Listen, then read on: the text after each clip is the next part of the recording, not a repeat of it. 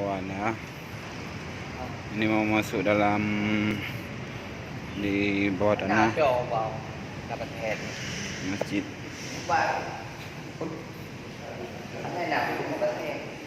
Masuk dalam tanah ni, dalam bawah tanah.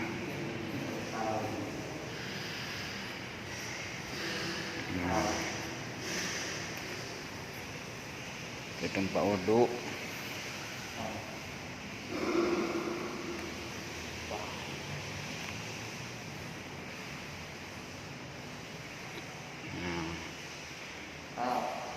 Ni ya, pintu Aceh ni, pintu Aceh.